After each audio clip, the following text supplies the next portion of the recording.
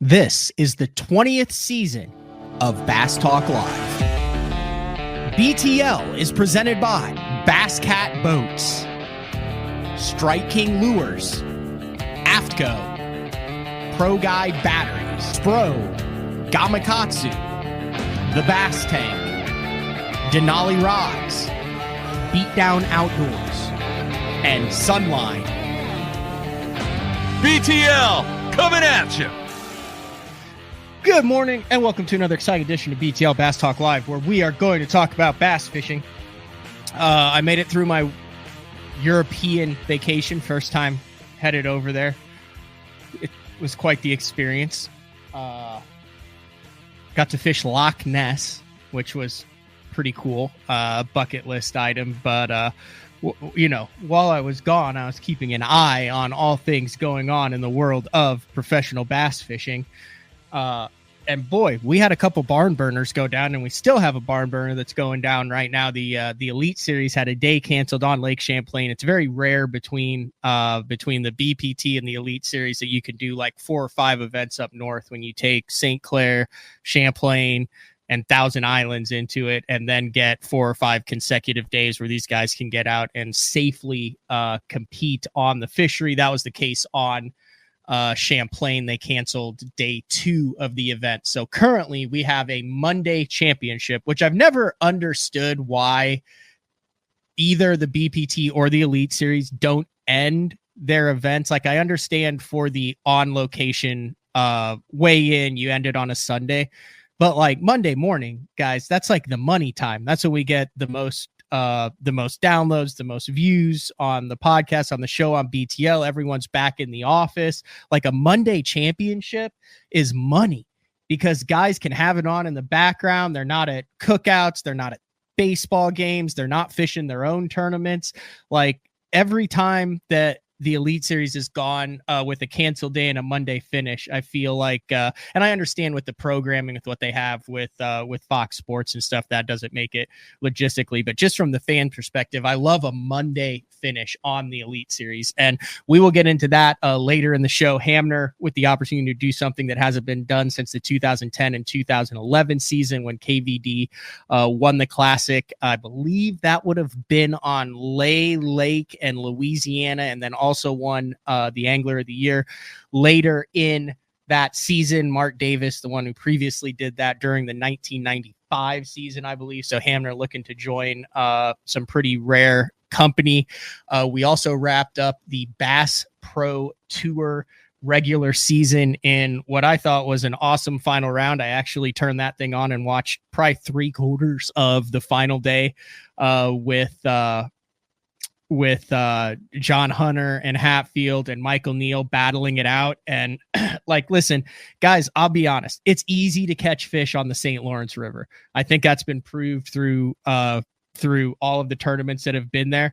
It is not easy to catch fish on the St. Lawrence River with a 30-mile-an-hour wind, regardless of what direction it is blowing. To watch those guys try to get dialed in and catch what they caught. Michael Neal, really great to see him get a win on that. And man, you can talk about like some clutch stuff in the last where he had saved some areas that he hadn't fished and just dunk and pulled away to get his second BPT win. I don't think it was a surprise to anybody that Jacob Wheeler came into this. He had kind of his destiny in his own hands, gets his 3rd Angler of the Year title in the past 4 years. It would have been 4 for 4 had it not been for a miraculous Matt Becker performance last year in the final event of the season. And while we're talking about it, let's just bring in the current Angler of the Year right there, Jacob Wheeler. Thanks for taking time. I know you're driving home. It's been really hectic. You saw you had your family up there, the big checks, the trophies, all that. Thanks for pulling over on the side of the road with the big check behind you and jumping on BTL, Jacob. Yeah, man. I always enjoy coming on, and I appreciate it, man. I appreciate you having me. Congratulations, first of all, 3rd in the past 4 years. I mean, talk about going into this week. You kind of knew that if you came in and you took care of business, there were only a couple guys that could catch you, but a decent tournament, and you'd salt this thing away with limited stress. Is that kind of how it went down? I mean, it didn't. What was crazy was like practice was actually pretty tough, and when I went to the St. Lawrence because it's the every fish counts format. Like I was like, you know what? I want to still have some largemouth in the back burner. You know, if the wind blows, you know, you sort of hit on it there. It's like easy to generate bites a lot of times when the conditions are perfect on the St. Lawrence. But when things get pretty tough and the wind gets to blowing a little bit, it makes it, the current gets backed up, the fish change positioning. So I wanted to have some largemouth on the back burner. And after first 2 periods or period and a half on day one of competition, basically the way it's set up points wise, if I made the knockout round, the top 20, no one could catch me. And so like I sort of pulled the plug on my smallmouth stuff. I was having a tough time generating bites. It was decent conditions, but I just was not having I didn't really find the best smallmouth in my practice. So I went largemouth and caught like 35 pounds in the next period and a half, and then put myself in a position. And so that was like, it was fun. I was picking up a flipping stick, 50-pound braid, a Bronco bug, and just going flipping. And that was like, it was really fun to do. Well, I think I know Cliff Crochet cashed a check too. I think he was flipping like that. How many of the guys out of the 79 competing would you say mix largemouth into their game plan this past week? I think Fletcher, Adrian, there were several guys there was a handful of guys that committed to it. And then there was guys, I don't think anybody committed to it that was inside the top 20. It's so hard to, even in even in an average fish counts format, there's just so many more smallmouth than there is largemouth on the St. Lawrence, and it's just hard to compete when, in that side of it. But I mean, I caught 60% of the bass I weighed in were largemouth throughout the duration of the tournament. So I mean, it was different. I didn't really expect that to happen. It just sort of happened that way. So I mean, no one made the top 10 that I know of fishing for largemouth. But I think Jason Vance had a couple of his, like he mixed it in. So probably I would say like 10% or 20%. I would say 25% mixed it in, and I would say probably 10% of guys committed to it. You had a really strong year this year. I'm looking at your stats, and I've got one day highlighted on here that I would look back on and say that was the day that really cemented your Angler of the Year season. I'm curious if you have that day that sticks out to you, and if we're thinking of the same day here. Yeah, to me, it's definitely day 2 at Eufaula. That's what I got right there. You had 8 fish for 21-11 after only catching 2 for 314 on the first day. And that was, obviously Eufaula was very, very unique. The water came up so much. It was coming up, a half a foot to a foot a day. It stabilized, and making a decision to abandon like fishing sort of that mid-depth stuff for the largemouth that were still staging and some still spawning, going and swimming a jig on fresh willow brush and throwing a frog. That was the day that made all the difference. And I think that, I look back at the tournaments and I'm like, man, that was the one that like, I didn't know how it was going to play out and to make the top 20 cut in that tournament. That was for sure the decisions that day made all. I mean, I'll tell you a situation, or like a scenario like that day I was fishing. I made all the right, it just sort of like everything worked out. I made all the right decisions. At the end of the period, I skip a frog up underneath this willow, and I don't get a bite. Perfect cast, don't get a bite. So I'm rigging up my stuff. I grab another frog out, and I rig it up, and I'm like, I make a cast at the start of the second period, the same like up on the bank, and I get hung up, and I'm like, I don't want to blow that willow out, even though I just fished it. I break that frog off that was hung up on this little bush, like inside, and I pick up my other frog and cast the same willow I just cast to at the end of the period, and I catch a 3-pounder on a frog. And it was like those, like it was those moments, like in that decision, like like there's got to be a bass on that willow, and like that was the kind of stuff that happened that day. Like it was just the right decisions, the right times, and caught enough bass to make the cut. Your first Angler of the Year on the BPT came in 2021. I'm curious, style-wise, lot of talk in the industry on what 2025 is going to look like. Not only who's in and out of the field, you guys are going to a 65 boat field. The Elite Series hasn't announced anything yet, but from a tactics, a strategy wise, look back on that 2021 season, compare it to the 2024 season. Has your style changed any from then to now? Because I feel like the style as a whole in professional bass fishing has completely done a 180 just during that time frame. Yeah, I think in that season I won. It was a season that I won 3 tournaments, and I won them. Like I caught them skipping skipping docks of the chatterbait on Travis. I caught them flogging smallmouth on the St. Lawrence, and I caught them scoping smallmouth. And I used an active target on Champlain. This year was a little bit of, I mean, I wouldn't say it was too much different. I mean, James River, a chatterbait played a huge role in that. Of course, Toledo Bend and Dale Hollow was definitely driven by bait eaters with like a freeloader and a mooch minnow. And then you like go to the James, you go to Eufaula, grinding and shallow. The St. Lawrence River, flipping reeds and catching largemouth. I wouldn't say it's changed that much. I think you still have to be to win Angler of the Year. You have to be versatile overall. Like to me, that's like always something that I've hung my hat on, is trying to be as versatile of an angler as possible. And I don't necessarily think I've changed that awful much. I do think there's a little bit more spinning rod and finesse game in the game now than there has. But I wouldn't say it was like, I think that year I got second to Kevin on Chickamauga, fishing offshore, schools of bass, Tennessee River. I mean, so there was a real diverse year anyway, but I don't think it was like, I don't really know if there was like anything that crazy different. You're in some pretty rarefied air right now. When I first got into the game covering this thing, it was 2007. It was that run of 7, 8, 9, 10, 11, 12 with Kevin Van Dam. One of the things that a lot of guys talked about was they marveled at how he was able to manage the business side with the fishing side and still compete on the water. You're right in the middle as far as age wise, as far as what you have with the baits, with the boats, with the companies, with everything going on. Talk about how you're able to manage that and still dominate on the water when it's so hard to do both successfully in this game. Yeah, I think it's even tougher right now with the family aspect of it. Of course, the business side, you get pulled. When you're in your mid-20s, you don't have as much pull on you, from your sponsors and partnerships necessarily. You're grinding, you're going pre-practicing, you're preparing, you're trying to learn as much as you possibly can.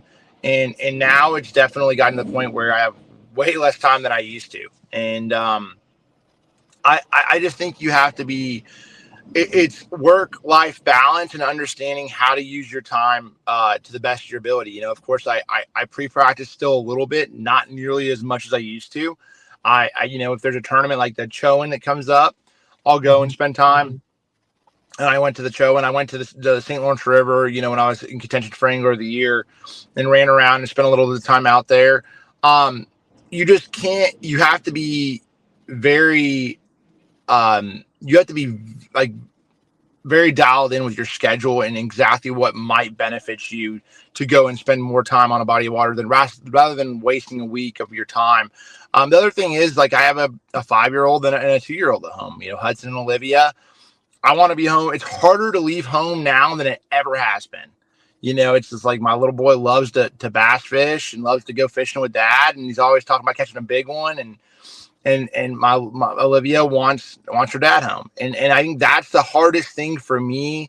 And it'll continue to be the hardest thing for me to just leave home with that family. And I could do a better job with it. I could, and I need to, but it's just, it's definitely it's constantly changing, man. I mean, I've asked several veterans in this sport. I won't name names, but I've had conversations with several veterans that I look up to. And I asked them, like, if you had to do it over again, like, what would you do? Like, and they're like, or what you regret. And the one thing that I see consistently is like how they manage their time with their family. And it's like, gosh, dang, like, and with tournament wins, it's one thing there. Yeah, it's Hudson and Olivia right there. They're over the top. Hudson literally, he gets off the stage and he's like, Lurch. He goes, with Lurch he's like, I have a video of him talking. Like, what does Lurch say on stage? He goes, Jacob Wheeler. Like, he'll literally say that. I have a video. It's so cute. But I mean, it's just that's, man, to me, the more that I do this, the trophies don't mean as much to me as it once did.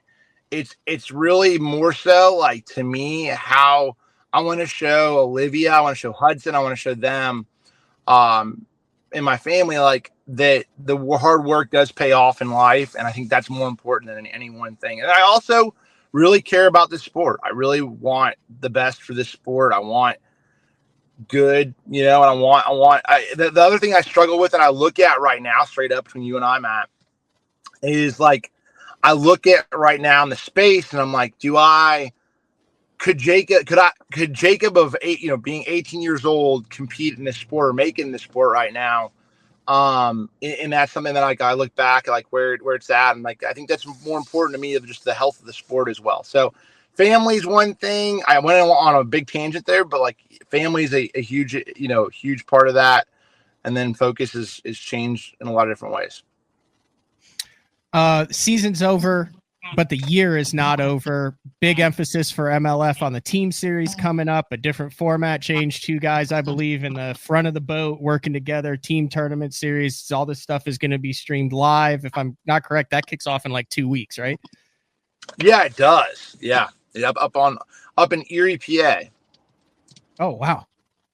So they announced it, which was like, they let us know the body of, well, they don't let us know the body's water. They let us know the location of where we're going to be fishing. We can't fish within 60 miles of that area the month prior to.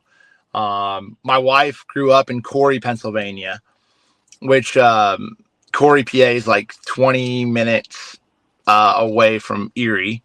So it's like, I've been up that way actually quite a bit over the last 10 years. So, or 5 years. So it's interesting. It'll be interesting. I'm excited to go out there and see what's up. But then DC is my team partner. So, I mean, that's going to be fun.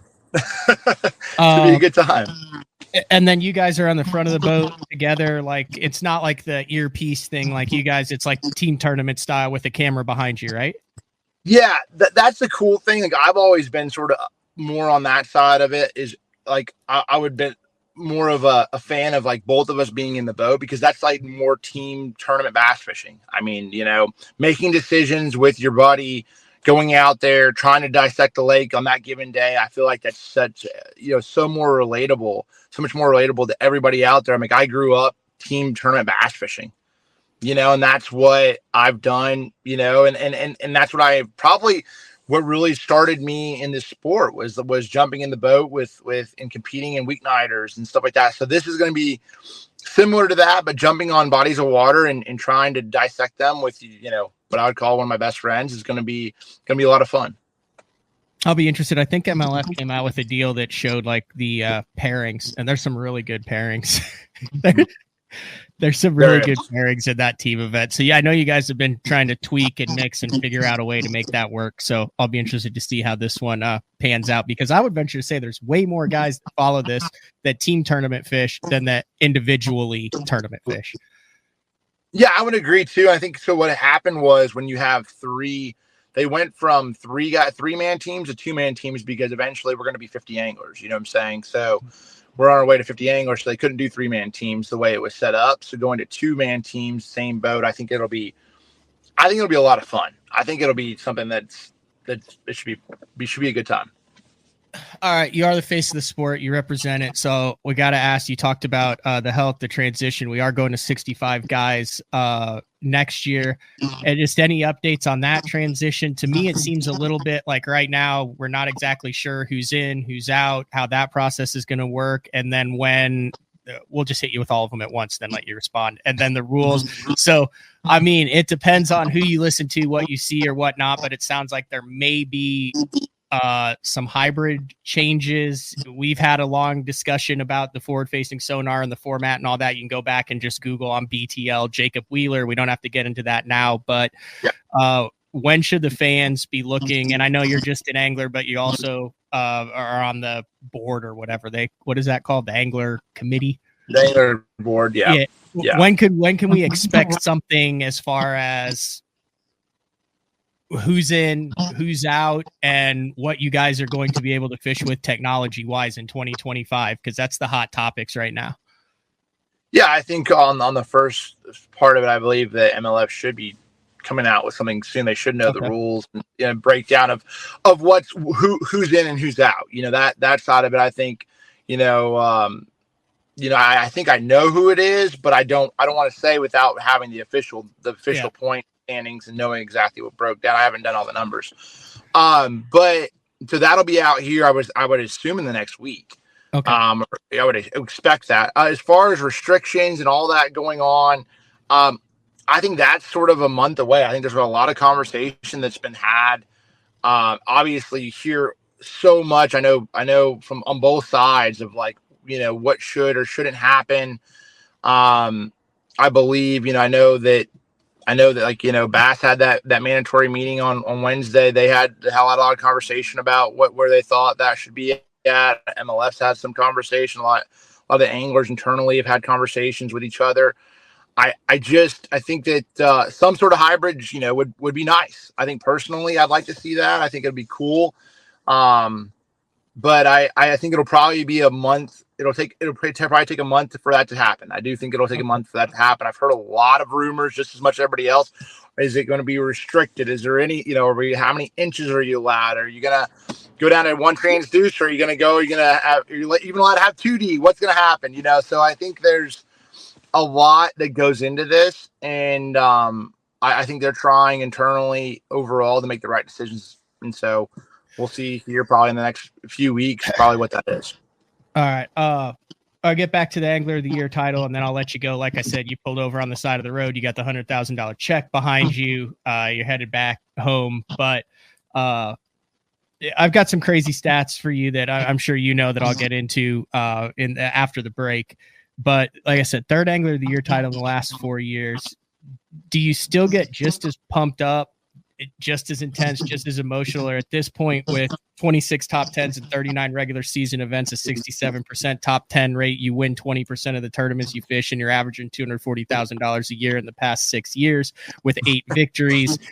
Is it to you when you hit the water, does it become expected, or do you feel like you appreciate each Angler of the Year more than the previous one?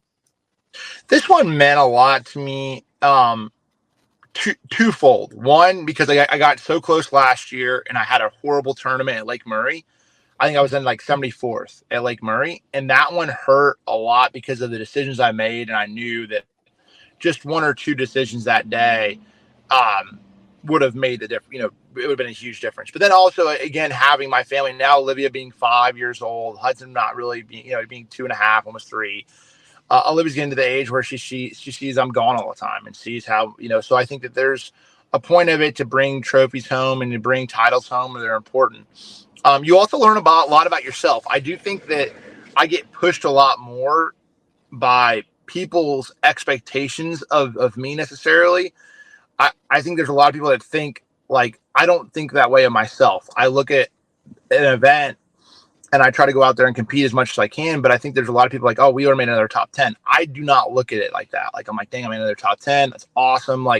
I'm pumped about it. But I feel like it's almost the point now, if I have a tough tournament, it's what happened to Wheeler, rather than if you didn't make a top 10, what happened to Wheeler? And I'm like, that's crazy to think that way. You know what I'm saying? Which I know it's a blessing and a curse to be in that position, because it's just people they're not great job anymore. It's oh, well, yeah, you're supposed to catch them. So it does push you a little bit harder. But I told my good buddy Kyle Welcher this, and I said last year when he was competing for Angler of the Year, and I told him, I said, look, man, you never will know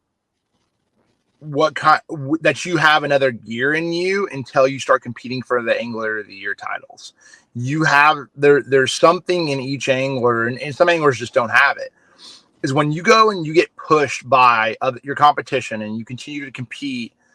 and you're competing for Angler of the Year, you just have this completely different mindset of like, I'm going to win or I'm going to make a top 10. You're not happy with just a top 50 cut. You're not happy with a top 20.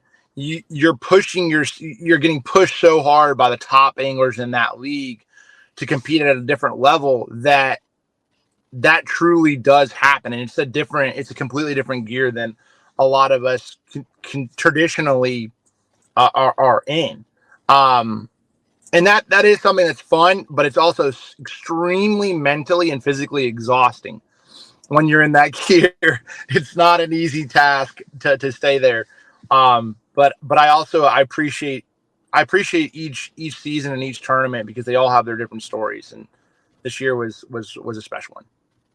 Yeah, that's cool. You talk about those guys. I mean, I just did a list of them, like Denny, Skeet, Larry Nixon, KVD, Thrift, Andy Morgan, Dudley for a while. Like those are the guys that Edwin for a number of years. Like there's like a sweet spot where they just go unconscious. Yeah. Like you can't even appreciate it until it's done. Like, and I don't even fathom, like I can't even comprehend and appreciate where I'm at right now in the sport because you don't want to get complacent. You don't want to like celebrate it and worries that like, and I'm not just, I as soon as I won Angler of the Year, I thought like, how do I win this tournament on the St. Lawrence?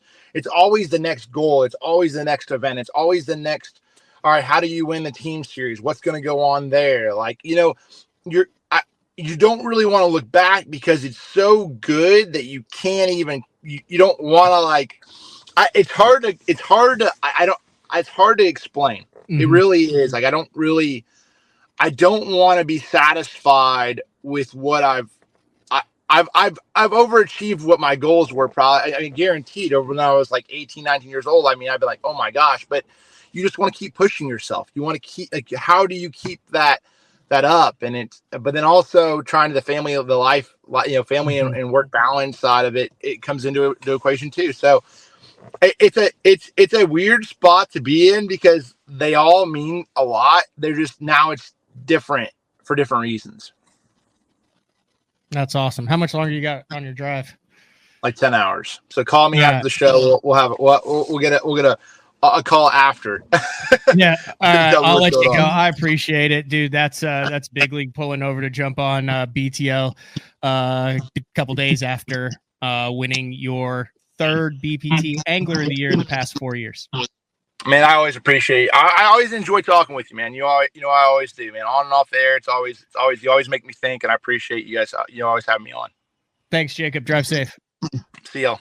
See ya. All right, that is the one and only Jacob Wheeler pulling over on the side of the road. Hopefully, remember, Jacob, take your phone off of Do Not Disturb so people can call you again. There you go. I get some guys sometimes they put it on the Do Not Disturbs because it kicks them off if they call. And then they don't put it, and then they miss all their calls for the rest of the week. So we're going to take our first break of the show. When we come back, we'll break down more how historic this win is. I also want to dive into how incredibly good Michael Neal is in getting his second BPT win. We touched a little bit on it with Jacob Wheeler, but there's a number of anglers, including a couple BTL regular guests who are kind of in limbo right now as far as, are they going to requalify? Are they not going to requalify? And then a lot of crazy stuff went on and is still going on the Bassmaster Elite Series on Lake Champlain right now, but it's back for another full live week of shows in studio from Shawnee, Oklahoma. This is BTL on Monday, August 12th, and we'll be back right after this. The new Puma STS has been redesigned from the ground up. With the angler, design, function, and performance in mind, nothing on this new offering was compromised, and the only thing carried over from the previous version is the name. Based on the Soft Touch series hull that started with the flagship Jaguar, this new model is nimble and performs incredibly well at all speeds with either a 250 or 300 horsepower engine. Featuring a new 96-inch wide-body footprint, this hull measures out at 20 foot 7 inches in length. Industry-leading design coupled with tournament-winning performance. The Puma STS from Basscat. Feel the rush.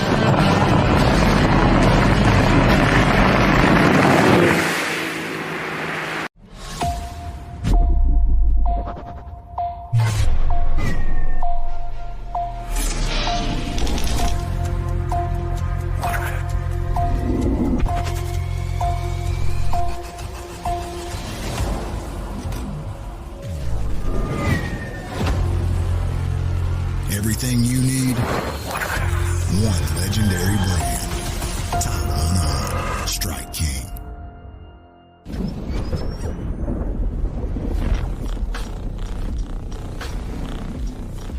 Gear that just plain works.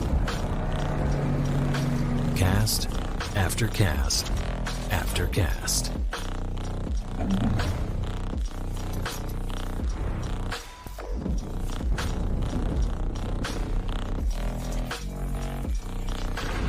AFTCO. Any fish, any water.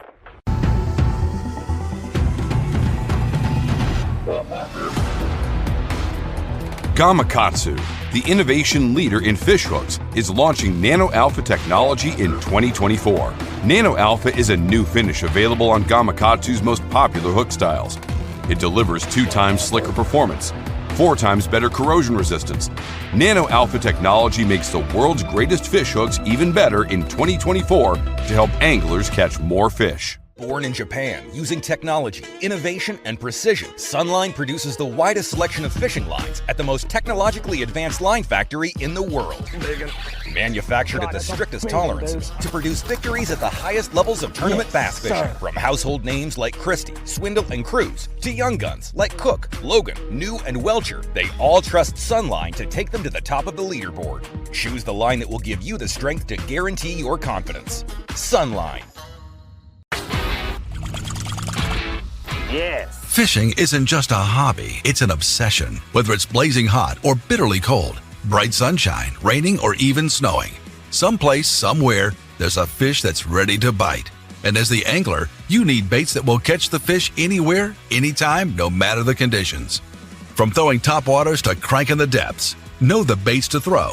Choose Spro.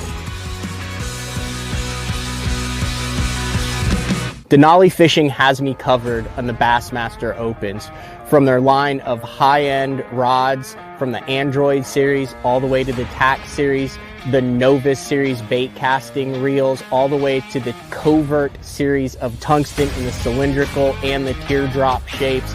Denali has everything to keep me covered, whether I'm finesse fishing for smallmouth on the Great Lakes or flipping for largemouth in the slop down in Florida. The complete lineup is always on my deck and in my boxes.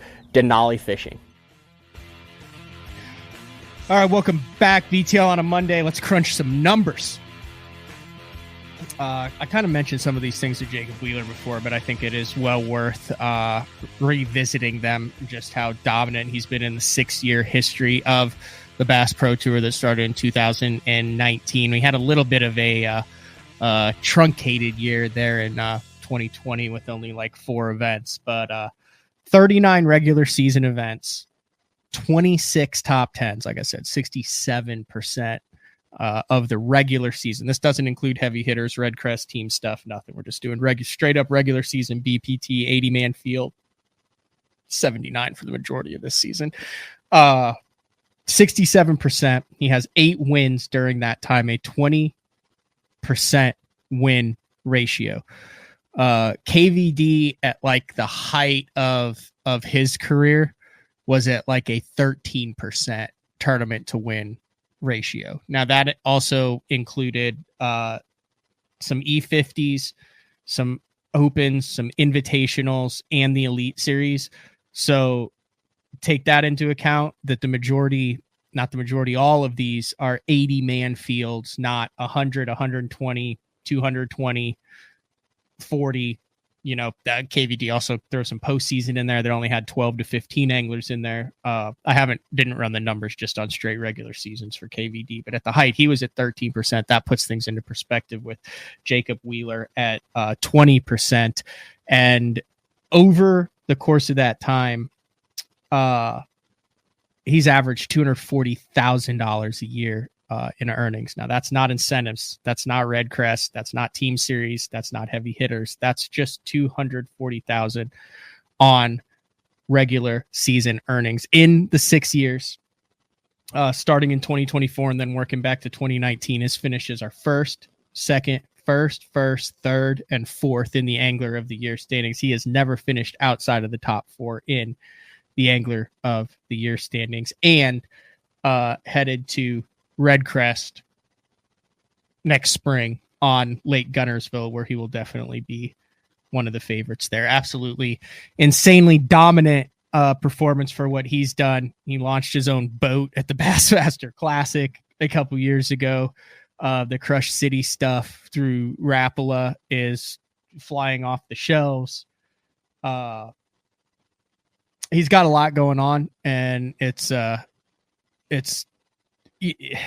impressive to see what Jacob Wheeler has done. Equally as impressive is what Michael Neal has done. We saw him a couple years ago win back-to-back Angler of the Year titles in the MLF Tackle Warehouse Invitational Series, pick up a win there. We saw him win his first BPT event, and then come into a very trying final day of the season with everything kind of on the line for the $100,000 at the St. Lawrence. Just a nasty weather for the second half of the day, and just pull ahead of the field to get his second BPT win. I think it meant a lot to him. He talked about how he'd had some close calls on the St. Lawrence River, and then it was cool to see some stuff that had really played in the past for him that he kind of relied on in those final moments to pull away from John Hunter and Hatfield and the rest of the guys to get the win. I touched on this a little bit, and I don't know, so I'm not going to speak because I don't know 100%, but we're going to have Matt Steffen on Wednesday morning. We're originally going to have him on tomorrow, but we're going to reschedule that and then slide Wednesday show down to Wednesday afternoon. That'll run next Monday when I'm up in Minnesota for the Bassmaster Open up there. But the way that they're doing it, so they're originally going to cut to 50. There's a massive backlash. Like I said, I did a whole show with Jacob Wheeler about this months ago. So they went to 65, which means there's like 20 guys that are going to get cut from the BPT this year because they're bringing on the 5 invitational rookies. That gave a group of anglers, including Matt Steffen, who's a regular here on BTL, like basically 1 year to finish in the top because you have career averages, but you also have some guys that might be dropping out. We haven't had a year on the BPT where a couple of guys didn't either retire, drop out, move, quit, the whole 9 yards. But there are about 5 anglers that are on a very tedious cut line as to whether or not they're going to be fishing the Bass Pro Tour again next year. One of those is Fred Rambanis, who we just had on the show, and he actually just posted this literally right before the show went live this morning. This is what he said. This season has been one of the most trying in my life, but I look forward to getting healthy and coming back stronger than ever. Kind of glad I didn't take points away from anyone needing them for the MLF big cut next year. I'm banking on my career average to keep me in. Regardless, there will be 20 guys I've worked with over the past 2 decades that I consider family that may be moving on to other leagues, and I'm truly sad. It really shouldn't be like this. I'm just a guy who chases a dream at the top and will continue to, no matter where I land next year. Super grateful for all my sponsors, family, friends who have stood behind me for the past 20 years. The future is great, and God is good. I love you all. Like I said, there's a number of crazy talented anglers who have done this full time for the past 5, 10, 15, 20, 25, 30 years. That right now, Wheeler said, he thinks around a week is when we'll actually know. But as far as moving, there are a couple Legends exemptions available at Bass. If you look at the most recent Bassmaster Open on Lake St. Clair, I was cruising down the lake out in front of the mile roads, and I was like, by God, it's Randy Howell. Old Randy, he's got a Gunnersville Bassmaster Classic win under his belt. Qualify as a Legends exemptions. He talked about how he's fishing the northern division of the Opens. Hasn't officially said what his thought process is with that, but you could speculate that he might be in that. Yeah, Clay said, yeah, Casey Ashley is another one. He also is fishing the Bassmaster Opens. He also has a Bassmaster Classic victory under his belt. So that could also kind of, if they're up in the career average, but then they end up taking Legends exemptions and going to Bass, I don't know if they could just be fishing the Opens for their pure love of competition and being like, that looks like a good schedule. Haven't talked to them individually. They haven't said anything publicly about that either. But that would also allow a couple anglers who would have been cut. Now, would it go down to like the rookies who only had the 1 year? Would it go down to the career average? I don't know how that's going to work out, but definitely some interesting scenarios to pay attention to, especially if you're a fan of the sport on that BPT side. All right, let's switch over to the Elite Series side. Still currently going on right now is the final day on Lake Champlain. Ed Loughran, a crazy performance with a jig with primarily largemouth over the first 3 days. You're listening to this on the iTunes replay. You most likely know how it works out, but here's where it's important. So Justin Hamner came into the final 2 Northern Open stops with a slight lead, fairly substantial lead, but he had a number of really talented anglers chasing him down who catch him up north. Most notably the Johnson brothers, JT Tompkins. He had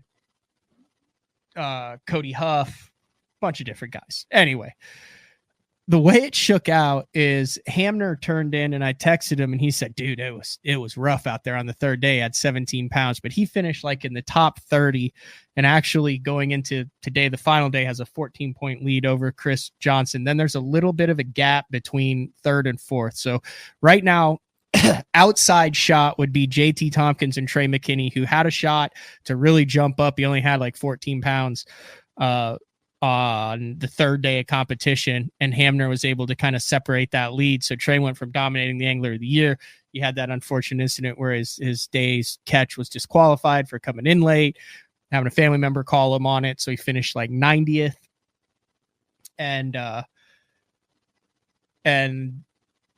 so Hamner has a 14-point lead on Chris Johnson. Johnson was third after the third day. So he's going to have, at minimum, a 12-point lead going into the final Elite Series tournament this week with only 2 days of practice on the St. Lawrence River. He's going to have a maximum of a 20-point lead, which it doesn't look like that because Chris is catching him today. So I would say he'd have about a 13 to 15-point lead, meaning if you know Chris Johnson's history on the St. Lawrence River, Justin Hamner is going to have the top 20 at the very least. The St. Lawrence River, place where he has had success, where the weather looks like it's going to be shaping up, where they're taking out of Waddington, but they're going to be able to make the long runs, it looks like, in order to be the first angler since Kevin Van Dam in 2011. He did it back-to-back in 2010 and 2011 to win the Bassmaster Classic and the Angler of the Year in the same season. He would do a Bassmaster Classic, a Century Belt, and the Angler of the Year for one of the good guys in the sport. It would be absolutely insane. But Jacob Fouts isn't making things easy either. Fouts, let me look at the standings right here. So Fouts also has made the top 10, but he was 3 points behind Chris Johnson on that. So it looks to be like it's a 3-man race, because I don't see any of those guys. I don't see Fouts or Chris Johnson finishing outside the top 30 at the St. Lawrence. Crazier things have happened, but JT and Trey McKinney at 634 and 633, and Jay Shakurit, who was the first one to break 100 pounds there at 633, but they're over like right at 40 points back. It looks like it's between Hamner, Chris Johnson, and Jacob Fouts. Johnson and Fouts need to finish as high as they can this week, today, on the St. Lawrence to go in about 15 points back. So regardless, a top 12 for Justin Hamner wins him the Angler of the Year on the St. Lawrence. Anything else, he's taking his fate out of his hands. And I would be shocked if Chris Johnson isn't in the top 5 at the St. Lawrence and Fouts doesn't make the top 10 as well. So that's a lot to kind of digest and look at, but it is an Angler of the Year race, something that you don't get every year. It's kind of like going to Game 7 in the Stanley Cup Finals, which is what we ended up having, but one of those deals where it'll be fun to watch next week on the St. Lawrence. Now, when it comes to the Bassmaster Classic cut line, this is going to change, but with one left projected, the last man in right now is Greg Hackney, last year's Angler of the Year, Kyle Welcher. Polinick had all of his fish die with like 15 pounds. His live well pumps went out, and then you can't make that up on Lake Champlain. So he dropped to 37th. He's only like 8 points to the good right now. The first 3 or 4 guys out, you have Koya Fujita, Alex Weatherall, Bob Downey, Brock Mosley. Bob Downey's in 43rd. Let me see if yeah, Bob Downey's in 43rd and didn't even fish on the Harris chain. I think he had like a kid or something went down, but since then he's gone 15th, 34th, 40th, 14th, and had a good event here and started the year. Wow, that would be insane if Bob Downey was able to I just saw that was able to make the Bassmaster Classic. Mosley, Gussie, Jonathan Kelly, Shane LaHue, and Brian Schmidt, Greg DePalma, and Matty Wong round out the top 50. And then right now going into the last ones that are in are Stetson, Blaylock, Drew Cook, Polinick, Summerall, Welcher, and Hackney. Hackney had a really good comeback in this event. Over on the BPT side, it's done. It's over. Congratulations. We mentioned him earlier in the show. Mark Davis sliding into the final Red Crest qualification slot in that 39th. Edwin Evers started the year not fantastically. He made a jump to get back in it. The first couple out, Gerald Spohr, James Elam, Marty Robinson, Dean Rojas, who had a really good season in a number of events this year. And then you can also go over and see he made the heavy hitters. So, all right, that's all we got for today. Working on a show for tomorrow. It's kind of an interesting week because you've got the Elite Series guys that are finishing up today. This is like their only off day. Then they only get 2 days of practice before that tournament starts on Lake St. Clair. You got a lot of the BPT guys. Some of them are staying up north and fishing. A lot of them are kind of driving home with poor cell service. But on Wednesday morning, Matt Steffen joins BTL to talk about his situation that he's in. We're also going to kind of go more in depth on the in-fisherman quest that we are going to do this fall. We're going to attempt to catch all 28 species master angler size for in fishermen. And then looking forward to next week, I'm actually recording a show this week. It's going to include Jody White from MLF. Guy knows more about the invitationals and the BPT, the angler styles, how they fish. Pete Robbins, freelancer who does a lot of work with bass. And then we're also going to bring in an angler who's very well in the know. That would be AJ Jr., Alton Jones Jr. He finished 3rd in the BPT Angler of the Year this year. We are going to put together the criteria and the definitive top 10 list of the top 10 live scopers, forward-facing sonar experts in competitive bass fishing today. We're going to include the invitationals, the BPT, the Opens, the Elite Series, and the NPFL. And we're going to put together the list of right now who the top 10 pure scopers are in the game today. That'll really piss off about 9 of you that listen to this show. But the way I'm looking at it, non-controversial. We're not going to get into ethics, morality, any of that. It'd be the same as putting together the top 10 flippers, the top 10 offshore fishermen, the top 10 sight fishermen, the top 10 grass fishermen. But I am curious to see between Jody and Pete what they've seen following and really diving in depth for the anglers and their respective tours that they cover, as well as an angler who is in the know, who works and talks to all these guys on a daily basis and competes against them. I think it'll be a shocking and very interesting list. So that's all we got for today. Big shout out to Jacob Wheeler. Congrats on his on yet another BPT Angler of the Year. Head over to Bassmaster, watch the rest of that stuff go down, see if Ed Locker can bust another 5.5 pound largie on a jig and close this thing out. He's got a little bit of a lead, but it's Champlain, so anybody in the top 10 has a chance. We'll be back 8:30 a.m. Central Time tomorrow. See ya.